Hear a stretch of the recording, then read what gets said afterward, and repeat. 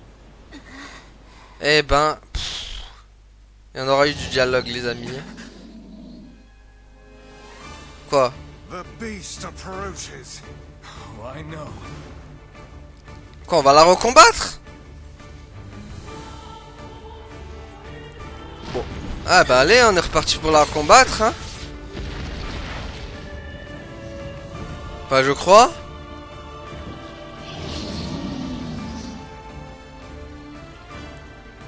Ah bah oui. Allez, viens prendre ta revanche.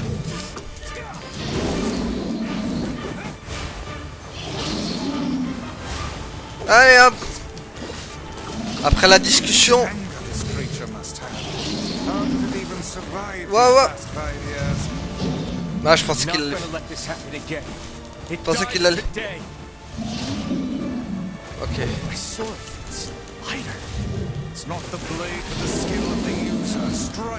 Aïe aïe aïe. Aïe.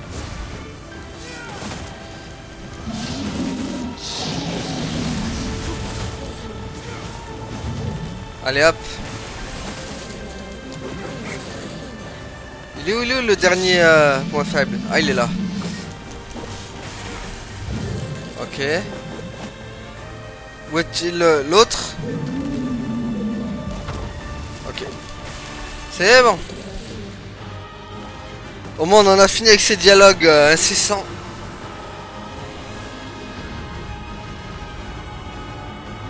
Allez, giga point. Voilà.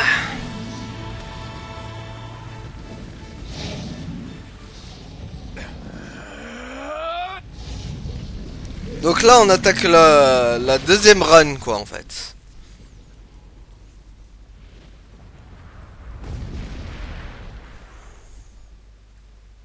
Au moins ce qui est bien c'est qu'il n'y aura plus de dialogue. Enfin j'espère. Ça fait plaisir de revoir Emile en tout cas. Parce que faut pas oublier qu'à l'épisode précédent... Non. Mais non. Pas encore. Mais non. Oh non. Bon allez on est reparti. Doucement. Faiblement. Paisiblement. L'ombre à présent certaine que la minuscule furie était morte, tourna les talons et s'en alla vers l'horizon d'un pas lourd, ne s'arrêtant que pour rugir une dernière fois. Pas pu la tuer. Accablé par la honte, Caïn essaya de tourner la tête, mais ne parvint qu'à cracher du sang. Sa vue était brouillée et il lui fallut un certain temps pour réaliser que son œil gauche était perdu à jamais. Avec un rire silencieux, elle observa de son œil intact les ruines de ce qui avait été sa maison aperçue, près d'elle un bras déchiré. Pas de doute, c'est le mien, pensait-elle. Avec un gloussement nerveux, je risque d'en chier pour applaudir maintenant. Ah, s'exclama soudainement une voix depuis les profondeurs de son esprit. Tu vas enfin crever, c'est ça? Eh ben, tu l'auras bien cherché. Va te faire foutre, Jimo, répliqua-t-elle en pensant à son accent invisible. Dégage avant que je t'arrache les yeux et les donne à bouffer au chien. Un chien. La voix qui l'avait terrorisé toute son enfance disparut, remplacée par une note plus récente. Ne bouge pas, dit l'apothicaire, apparaissant entre les ruines tel un fantôme. Je veux réaliser ton portrait, ainsi tu pourras vivre éternellement. Non, arrêtez. Je veux pas vivre éternellement, je veux mourir ici, maintenant. Je vois, dit-il doucement, après tout, si c'est ce que tu désires. La forme spectrale de l'apothicaire s'estompa à quelques instants, puis réapparut avec une feuille de papier. Il se mit à dessiner très rapidement, après quelques sons souriants, il montra le résultat à Caïné. Puisque tu as refusé mon œuvre, je choisis de dessiner quelqu'un d'autre. C'était un portrait plus vrai que nature, et de sa grand-mère Caïné ouvrit la bouche pour remercier l'homme, mais s'arrêta lorsque le milieu de l'image se noircit brusquement, avant qu'elle n'ait le temps de dire quoi que ce soit. Des dizaines d'insectes recouvrirent le croquis et l'attaquèrent de leurs mandibules tranchantes. Non, arrêtez, n'abîmez pas ce portrait. Caïné agita en vain son bras, libre dans les airs. À sa grande surprise, des insectes se détachèrent du portrait, tombèrent sur le sol et se dissipèrent aussitôt en petits volutes de fumée noire. Soulagée, elle tourna à nouveau son œil valide vers l'image, mais ses lèvres s'ouvrirent en un cri muet. Celle-ci montrait désormais sa grand-mère telle qu'elle était actuellement, une masse de chair difforme et ensanglantée. L'apothicaire sourit de nouveau et se mit à danser joyeusement. Regarde, s'écria-t-il en se trémoussant, les portraits est parfait maintenant, elle te ressemble beaucoup. C'est de ça que j'ai l'air? Mon Dieu, je vais mourir. Je vais mourir. Accablé par le désespoir, Caïné appuyait sur sa tête dans la boue et les cendres de sa maison puis attendit la mort. Cependant, juste avant de se laisser complètement aller, une voix inconnue lui murmura à l'oreille. « Tu n'as pas un vœu, ma chérie ?» La voix était vulgaire et cruelle, comme si la démence avait soudainement pris forme. Elle s'infiltra lentement sous la peau de Kainé. La jeune fille voulut crier, mais ses poumons refusèrent de fonctionner. « Un vœu? Tu sais, c'est comme une prière. Pourquoi tu te mettrais pas à genoux pour prier le ciel? Je vous en supplie, monsieur invisible, qui vit dans le ciel. Sauvez-moi! Sauvez-moi! » Ah ah ah ah! Kainé finit par répondre à la voix en hurlant dans sa tête. « Je fais jamais de vœux. Il se réalise jamais. Je suis une malédiction, un monstre. On devrait me laisser mourir. » Notre voix tonna dans ses oreilles. « Oh, oh, oh, t'es vraiment un sacré numéro, toi. » Kainé porta son regard vers le sol et constata qu'une substance noire et brillante sointait de ses jambes. Elle tenta de l'essuyer, mais les bras qui lui restaient refusaient de bouger. On rebole lentement ses pieds puis se mit à monter le long de son corps. C'est ça la mort? Ça ressemble à ça? Ou c'est simplement que je perds la raison? Elle sentait le liquide visqueux progresser vers le haut de son corps, laissant derrière lui une douleur lancinante. Peu importe ce qui se passait, elle était toujours vivante et elle ne rêvait pas. « Allez, l'encouragea la voix, laisse-toi faire !» Kainé fit la sourde oreille et se concentra sur la douleur, mais l'invisible voix ne renonça pas. « C'est pas gentil de m'ignorer comme ça, ma chérie. Tu vas abandonner? Tu es prête à mourir? Alors pourquoi tu refuses de me le donner? Te donner quoi? Ton corps, bien sûr. Allez, donne-le-moi. Donne-le-moi. Je veux me tenir debout, sentir la pluie sur ma peau, respirer le vent. » La voix s'arrêtait comme si elle s'émuquetait les lèvres, puis elle continuait avec une joie démentielle. Et je veux aussi étrangler les gens de tes mains. Je veux les égorger, me baigner dans leur sang comme je le faisais avant. En guise de réponse, Kainé tourna la tête et vomit la tiédeur de sa vomissure le long de son... je sais pas quoi, mais là, la douleur engendrée par la substance noire. Es-tu une ombre? Ah ouais, peut-être, qu'est-ce que ça change? Le liquide visqueux atteignit son visage, fila autour de son nez et coula lentement dans l'orbite de son œil manquant. Dès qu'il effleura son cerveau, une sensation surpuissante envahit Kainé. Jamais elle n'avait éprouvé une telle extase. Elle voulut hurler de plaisir, mais ne laissa échapper qu'un faible gémissement. « Ça te plaît ?» demanda la voix en riant doucement. « J'y peux rien, je sais satisfaire les femmes. Maintenant donne-moi ton corps. Allez, donne-le-moi, je t'offrirai encore plus de plaisir en échange. C'est équitable, non ?» Une masse noire se mit à former une protubérance sur son côté. Kainé la regarda grandir et s'épaissir pour prendre finalement la forme de son bras manquant. « Je vois mieux, pensa-t-elle. Mon œil doit s'être régénéré lui aussi. » La puissance noire développait le reste de son visage, mais elle réussit à l'essuyer. « Arrête !» murmura-t-elle, émerveillée de pouvoir de nouveau parler. « Arrête !» Le liquide visqueux hésita, comme s'il considérait sa requête, puis se retira rapidement de son corps et se dissipa dans un nuage de fumée. « Qu'est-ce qui se passe, ma chérie ?» cria la voix. « On s'était entendu. Je croyais que tu voulais mourir. »« Mamie a dit que je ne pouvais pas mourir pour l'instant. » Elle aperçut brièvement devant elle le corps brisé et sanglant de sa grand-mère. Elle vit l'ombre qui l'avait tuée et entendit son rire moqueur.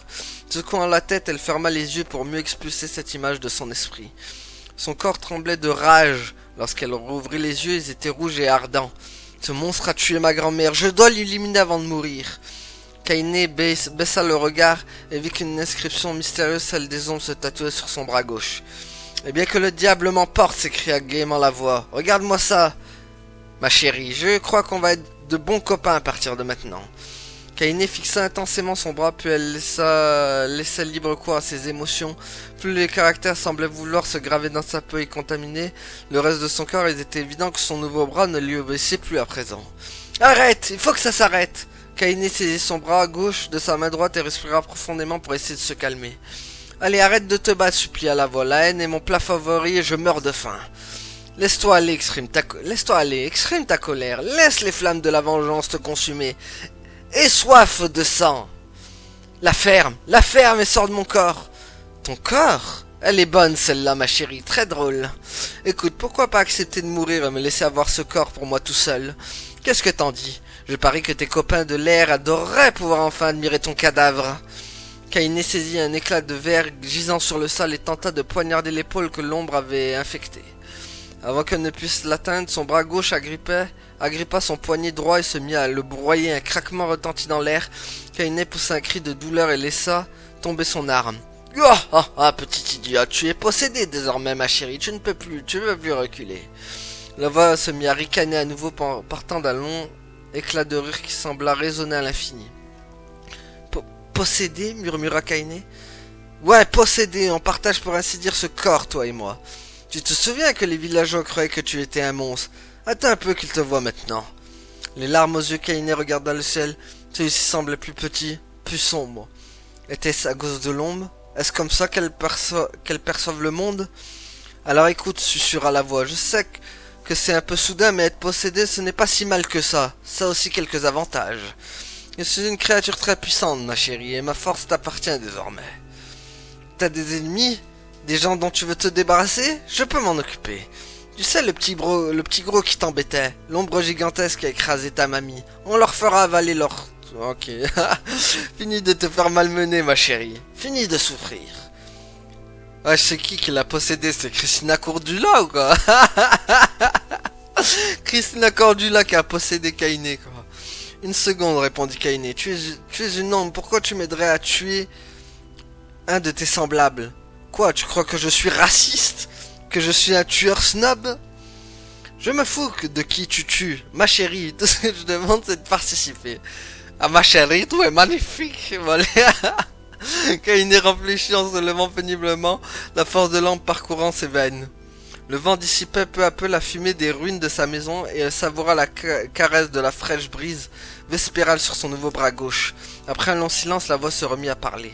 Alors, qu'en dis-tu? On pourrait s'amuser, toi et moi. Écoute, je peux même pas me charger de la violence. Je peux même me charger de la violence si tu veux pas. Va te faire foutre. Kaine entre ses dents. L'exécution, je m'en occuperai seul. Exulta la voix. Eh bien, dis donc, oh ma chérie, on va s'amuser comme des fous. Bon, moi c'est Tyranne. Si t'as besoin d'un coup de main, je serai dans cet organe inutile que tu appelles ton cœur. Et maintenant, qu'est-ce que tu attends? Plus tu tues des gens, plus ton âme deviendra souillée et corrompue. Et moi, j'adore la souillure et la corruption. Kaine acquiesça sans s'en rendre compte. Ouais, répondit-elle, je crois que ça pourrait marcher. Je vais trouver cette ombre et l'étrangler avec ses propres boyaux. Et quand j'aurai fini, je te ferai subir le même sort, Tyranne. Tu peux en être certain. C'est ce que la fait Tyranne. J'ai chié des crottes plus dangereuses que toi. Alors bonne chance. Oh, et un dernier truc. Pour le moment, on partage ce corps. Mais si un jour tu viens à manquer de haine, si tu te ramollis, je prendrai le dessus. Alors n'arrête jamais le massacre, ma chérie, et fais gaffe à toi. La voix s'affaiblit et s'éteignit, se réfugiant sans doute loin à l'intérieur de Kaine. Kaine attendit quelques instants pour s'assurer que la voix était partie, puis étira son nouveau bras gauche devant elle.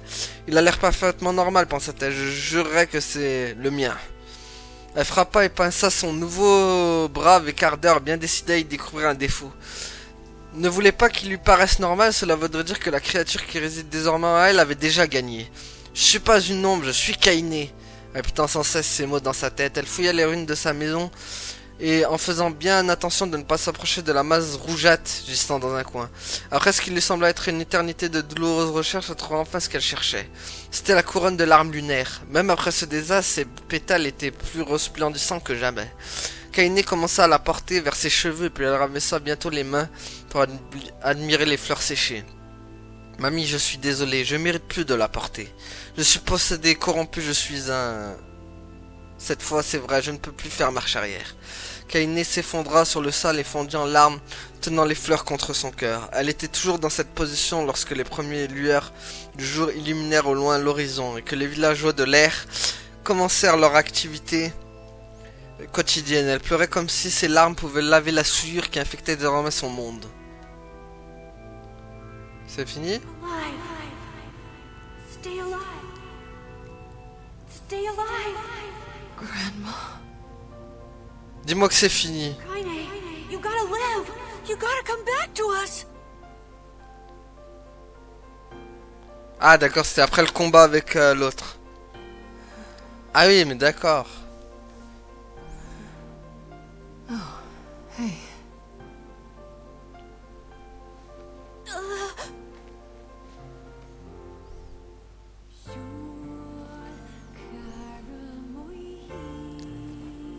Ah, mais on est que là?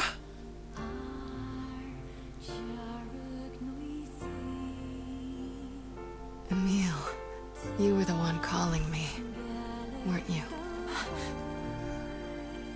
You still recognize me? Of course. I knew you right away. Thank you, Kaine. Welcome back, Kaine. Wow, you grew up. So, how long has it been? 5 years.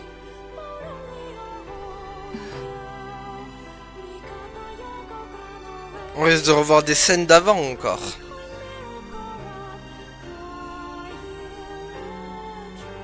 Allez, fou.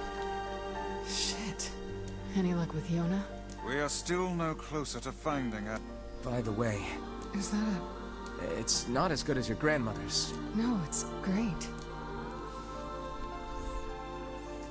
Ok, non, remettez-moi pas des dialogues infinis, s'il vous plaît. Kaine waking from her long petrified sleep. Emil's unflagging kindness. Non, parce que c'est bon, Our quoi. reunion was a happy one. We let it wash over us like rain. That is, until Devila and Popola had to go and ruin it all. Ah oui, c'est vrai. Il les avait pas laissés rentrer dans le village. Il leur avait dit, allez hop, dehors. Are you kidding me?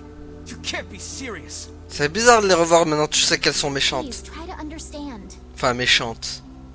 Elles sont pas avec nous, People quoi. are tired and scared, and I'm sorry. This is crap, and you know it. It's okay. We can sleep outside. No one sleep. You and Kaine saved this village. People are afraid of us. As long as you're still right, Kaine. I'm used to sleeping up. But We'll see you later. Sorry about Allez, hop.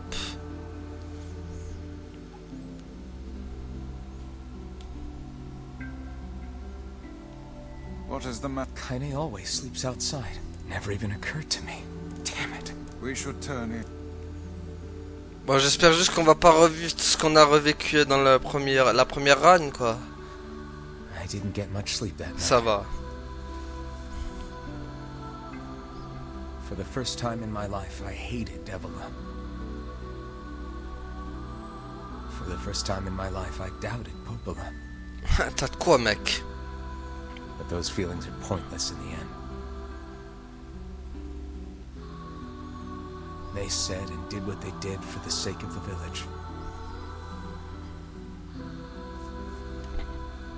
To protect it from the horror of the Shades.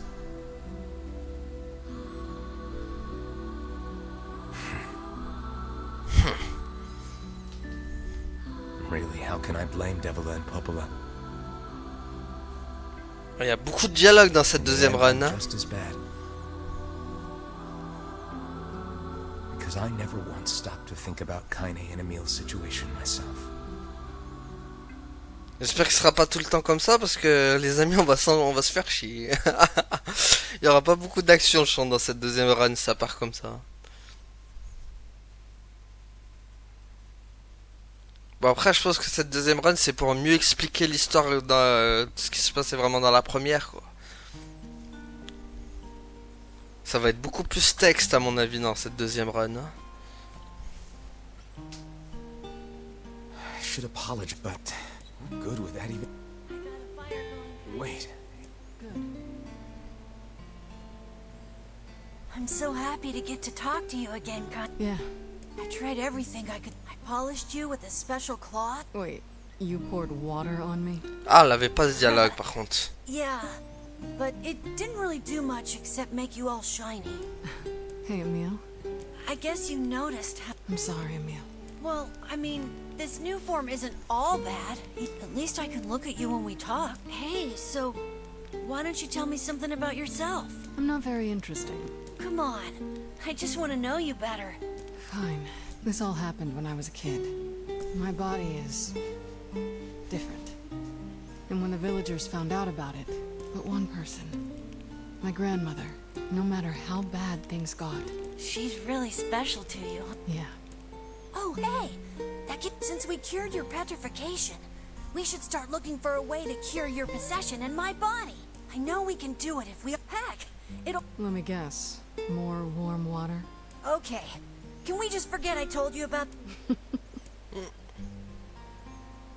Ça fait plaisir de voir Emile et Kainis bien s'entendre.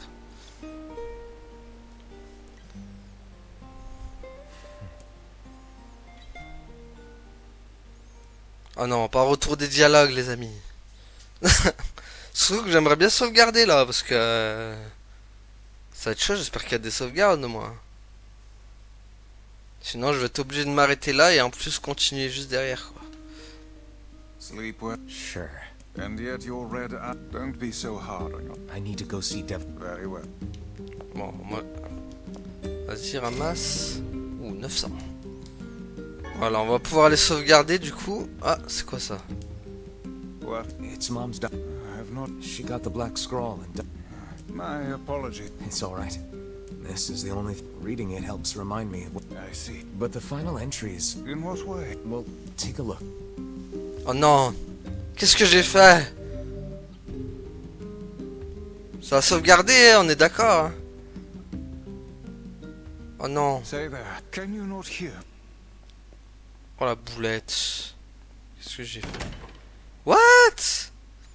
Mais c'était... Why are you standing about like a slack-jawed ninny? Sorry. Felt like I was... Mais c'est le père, ça, dans... Sleeping on one's feet is quite the talent indeed. Come now. There's the door. Right. Let's go. Ah, c'est le père parce que c'est le père dans Nier Shadowlord, en fait. Parce que là, si vous voulez, dans Réplicante, on joue le fils. On joue le fils, mais lui, c'est en fait, c'est le père, en fait. Ouah, je pensais pas qu'on pouvait jouer le père, en fait, dans Réplicante. Ok. Donc on a le père, les amis, maintenant. Bon, de toute façon, vous savez quoi, on va s'arrêter là pour aujourd'hui, du coup. Merci à tous d'avoir suivi, et à la prochaine tout le monde. Salut! Ouais, abonne-toi.